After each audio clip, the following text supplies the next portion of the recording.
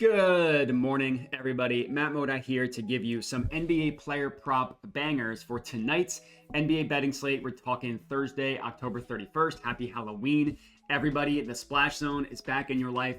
I have three players on tonight's card who I think are going to splash around and get us wet. All three are of the plus money banger variety. Have a very, very good feeling about the three plays that we have tonight.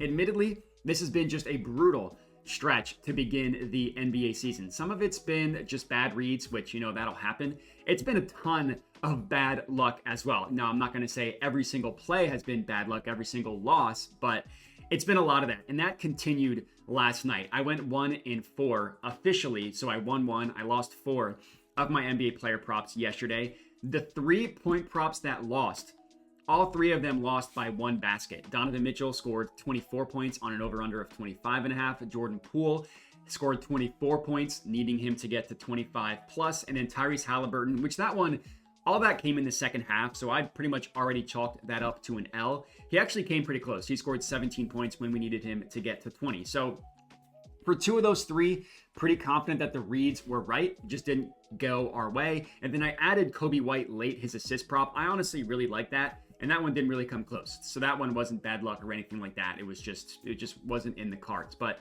it's been brutal. That's kind of been the case of how this season has gone. A lot of bad luck, which leads me to believe some good luck is going to start coming our way. Hopefully that starts tonight. On the entire season, we are down a little bit below the 6-unit mark of loss, of negative profit. Last year, we were up over 118 units. Amazing season last year. Hasn't quite been the same level of success this year. So again, hopefully some of these bad luck plays are going to start to go our way. Hopefully that starts tonight. So for those of you that have been rocking with me, I appreciate it. Mostly everybody has been nice through this rough patch to begin the year, which I appreciate. Hopefully I can reward you guys with a good night tonight. Play number 1, we're going to go with Brook Lopez over 1.5 made 3-pointers plus 106 odds at FanDuel. Now this fits both of my betting systems, so I really, really like this one. It's a classic fade of recent results of Brook Lopez, who's been shooting a decent amount, just hasn't really been making shots, and it's also a juicy matchup against a Grizzlies team that will, just leave centers wide open to shoot from 3-point range, and just give up a lot of 3-pointers in general. Now, looking at Brook Lopez, he's only gone over this number in 1 of 4 games to start the year, but just look at his his 3-point attempts and how he's been shooting. 1 of 6, 1 of 6, 3 of 5, 0 of 4. He's just shooting 23% from deep. But what I love are those attempts for someone to only need to make 2, right? If we were trying to get him at 3 plus, it'd be a little bit of a different story. But consistently getting 6, 3, even 4 attempts, he's turned himself into a pretty good shooter, Lopez has, over the course of his career. So the guess is that he's going to continue to shoot because this Grizzlies team will leave him open, as we'll talk about. And the guess is that those shooting splits are going to even out over the course of the season. You look at the last 2 years and you filter it by games in which he's attempted at least 4 3-pointers, which is what he's done in every game this year, which is the floor of what I'm projecting him tonight in this matchup. He's made at least 2 in 62% of games looking at the last 2 seasons, and that includes going 1 of 4 in that exact same filter, exact same category this year. So I love this, just this angle from a buy low opportunity on Brook Lopez 3-pointers. And, his numbers in terms of attempts and volume are actually really good. Like he leads the Milwaukee Bucks in catch and shoot 3-point attempts. He's averaging about 5.3 per game. Gary Trent Jr. is close behind him, averaging 5. 5.3 per game is higher than 5 per game. And catch and shoot, that's where you want to target this Grizzlies defense. You want to target them with catch and shoot 3-pointers as opposed to pull up 3-pointers, which is why we are not on Damian Lillard. The Grizzlies are currently allowing the second most catch and shoot 3-point attempts in the entire NBA. Only the Oklahoma City Thunder are allowing more per game than the Grizzlies.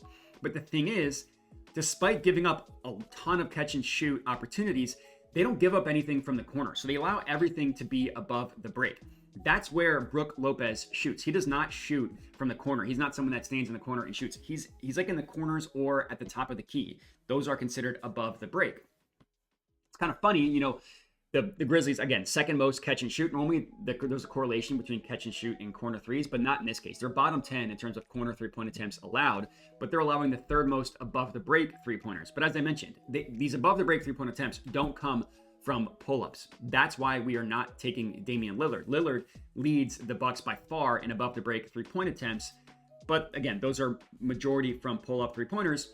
Lopez is second on the Bucks in above the break three-point attempts, and those all come from catch and shoot opportunities, which again, all leads us to Brook Lopez. In the Grizzlies, they give up a ton of these opportunities in general. They're also going to leave centers wide open from three-point range. They got two big centers in Steven Adams and Zach Edey. They don't want those guys in the perimeter. They want them in the paint, guarding the restricted area and stuff like that. So centers that can stretch the floor, they'll get opportunities against this Grizzlies defense. Now, the Grizzlies have allowed only the 10th most made three-pointers to centers on the year, but you got to look at the matchups of who they've played. When they've played centers that can shoot, they've had good games. These centers have had good games against them. Like, Alperen Şengün, who doesn't shoot, was 0 of 2 against the Grizzlies. The other guy on the Magic, who was traded over from the Bulls, Wendell Carter, he was 0 for 3 from three-point range against the Grizzlies. But then they have other centers. I mean, Lauri Markkanen's a different story because he is a plus shooter and a volume shooter, also not really a center.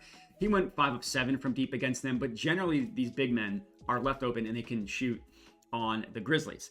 As a side note, I do kind of like Gary Trent Jr. as well. I do just want to give him a shout out. He's not going to make it as an official bet. The reason why I chose Lopez over him is Lopez is just shooting more.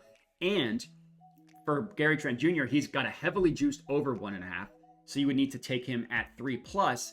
And he's taken about 5-6 three-point attempts per game. So you need him to shoot 50% in order to cash that 3+. Whereas Lopez is shooting more, and we only need him to make 2 to catch this plus money banger. So that's kind of what led me to him, but I do like the Gary Trent Jr. angle as well. Next up, play number 2. I'm taking James Harden over 5.5 rebounds plus 122 odds at FanDuel. I don't really understand why we're getting plus money for Harden to go over 5.5 rebounds. Why we're getting plus money for him to get to 6+. I'll gladly take advantage of that. A lot of situations we don't understand what the books are doing. You would think that they do know what they're doing, but last night I didn't understand the price on Jaylen Brown Jaylen Brown first quarter points. That cashed with ease. So I'll gladly take advantage of, in my opinion, a bad line by the sports books. This exact matchup, first game of the season, James Harden had 12 rebounds against the Suns and 21 rebound opportunities. Now, that game went into overtime, but even in the regular season, he would have cashed this with ease. And the reason why Harden was able to rack up so many rebounds against the Suns, it's a matchup play. It's the perfect matchup for James Harden to get more rebounds as opposed to Zubac. Now, I'm not saying he's going to get more rebounds than Zubac, but it's a much better matchup for him than Zubac. And it's all about the shot diet of the opposing team. Whenever I am betting rebound props, it's all based on that team's opponent. So in this case, like we're betting James Harden. Look at his opponent, which in this case is the Suns, and look at their shot diet. Teams that shoot more jump shots, that leads to more rebound opportunities for guards on the opposing team over centers. And the opposite is true for teams that shoot a lot in the restricted area. Teams that shoot a lot in the restricted area, you're going to want to target center rebound props against them. The Nuggets take the second most shots in the restricted area, also allow the second most rebounds to centers. So there's a jump shooting team like the Suns. It's no surprise that was the matchup where Harden just blew out of the water his rebound prop. Again, 12 rebounds on 21 rebound chances. And even though, that 12 number, like that ceiling of an outcome is admittedly an outlier, he still cashed over 5.5 rebounds in his next 2 games. 6 rebounds against the Nuggets, which a team that you wouldn't think to target his rebound prop, and then 7 rebounds against the Warriors, which that one makes a little bit more sense. He missed it last night. He only had 5 rebounds. Still, that's the floor. That's great for needing to go over 5.5. And he went under against a Portland team that takes literally the most shots in the restricted area. Zubac had 12 rebounds last night, which makes sense. I should have been on that, but I wasn't. Anyways, the Suns, unsurprisingly, when you look at their roster, take the fewest shots per game in the restricted area. And just look at what non-centers have done from a rebound perspective against the Suns. I already mentioned James Harden had 12 against them on opening night. Game against the Lakers, Rui Hachimura had 12. Austin Reeves had 8 in the same game against the Suns. And then Luka, who doesn't have the same rebounding profile as James Harden. He had 10 rebounds against the Suns, and more importantly, he went over his rebound prop. I'm also not scared off of the back-to-back. He played 31 minutes last night, which is lower than what he has played previously. I'm guessing the Clippers held him back last night knowing they had this matchup against the Suns tonight. And he's played a back-to-back this season. He had 7 rebounds on the second half of a back-to-back, and that was playing more minutes than the night before. So a lot of reasons why I love this James Harden prop tonight. Hopefully it comes through. Hopefully it's another plus money banger victory, getting ourselves back into the green. We won't be green on the year if we sweep the slate, but we'll be on our way. That's our second play. Third up, final pick of the video. Julian Cheeks, 12 plus points, plus 150 odds at Fliff. So I understand not everybody can use Fliff. Depending on when you're watching this, more books are probably going to have the 12 plus points number available. Right now, Fliff and a couple other ones are the only ones that have it available. As long as you can get him at 12 plus points for plus 140 odds and above, that's where I would take this 12 plus points prop. If you're watching this and you can't get that number anywhere, then just take his main line, which is over 9.5 for like minus 110 is the best I saw before I started recording. For me, I think it makes a lot more sense to pump it up for plus money. I know that you would think that because we've been getting so close and getting hooked on so many of our plays that I would do the opposite, but you got to stick with your strategy through the good and through the bad. And just because we've had some bad luck, to me, that means some good luck is coming, and that I want to pump these numbers up even more. But this is kind of similar to the Brook Lopez thing, where it's a matchup play against a defense that is perfect for the shot diet of Julian Cheeks. And it's also a beautiful fade of recent results for specifically Julian Cheeks as well.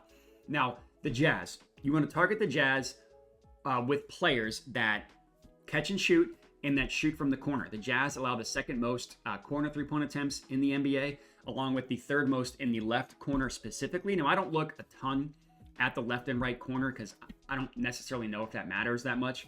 But in this case, it helps our argument, so I'll mention it. Julian Cheeks takes the most corner threes on the Spurs, the most left corner threes on the Spurs, and he's quietly taken the 5th most corner three-point attempts per game in the NBA and the 7th most on the left corner. So that lines up perfectly with the Jazz. The Jazz have also allowed the 3rd most catch and shoot three-point attempts in the NBA. Same story here. Julian Cheeks taken the most catch and shoot three-pointers on the Spurs by far, and he's taken the 8th most catch and shoot three-pointers in the entire NBA. Now, I get a lot of that. You're saying, why not take his 3-point prop? He's got some off the bounce game as well. He's kind of like he can attack a closeout is the words that I'm looking for. So I think it's a little bit safer to go with his points as opposed to his 3-pointers, because his 3-pointers, it's kind of the same logic as Gary Trent Jr. You're either taking a really juiced over 1.5, or you need to bet him up to 3+. And he's taken 5 to 6 3-point attempts per game, which is not he's got to shoot 50% in order for us to cash the 3. Even better to cash the 3-point, the 3+ 3-pointers. And that's just a little bit too rich for my blood. And again, he has some off the bounce chops as well. He hit this number in the first 2 games of the year, scoring 18 and 12 points in those 2 games. He just really hasn't shot well in the last 2 games. But I like the fact is that he has kept shooting. Now, these numbers, we need him to score 12 points, right? So keep that in mind when I'm telling you these his field goal attempts in the last couple games. He's gone a combined 3 of 12 from the field in the last 2 games. That was after going a combined 11 of 20 in the first 2 games. Yesterday was also the lowest minutes he's played all year. He only played 20 minutes last night. He averaged about 20 minutes per game in the first 3 games. Second night of a back-to-back, Chris Paul probably isn't going to play that much. Wemby, he left the game early. Who knows how much he is going to play? But in a plus matchup, that's perfect for his skill set. And he's in the starting lineup. He's playing a good amount of minutes, and we just need him to get to 12 to cash plus 150. He's shooting a lot. About half his shots come from 3-point range. So he makes 3 3-pointers. All he's got to do is just have an and 1 or 2 non-3-point field goals made, and we're cashing out this bad boy. And that's all we got. 3 bangers for you guys to lock in for tonight. Feel very good about the 3 plays that we have on tap. Hopefully it ends up coming to fruition and we have a good night tonight. Remember to like the video. Remember to comment. Again, all the kind comments through this cold streak has been great. I appreciate that. Subscribe to my YouTube channel if you're not already. If you're new, you probably missed the worst part of the year, so congratulations. And then the last thing I mention at the end of every video is that I do have a Dub Club where I send all my plays out. It's only $5 a month, gets you everything that I'm playing across all sports. The way it works is the plays you see me give out for free on YouTube and on Twitter, those are the same plays you get on Dub Club. You just get them early. So if you're watching this video and the odds are different, that's when I point people to the Dub Club, because the odds that you see on the screen here are the odds that I bet, the odds that I send out to my Dub Club that everybody there is able to get. Or you don't always care about the YouTube videos, or you don't always have time to watch the YouTube videos, but you still want to tail the Dub Club. The Dub Club is an option. Gets sent to your phone via text, email, or Telegram. If you're not interested in that, no problem. You can still get everything for free on YouTube and on Twitter. And that's all we got. I appreciate everybody for watching, and have a good one.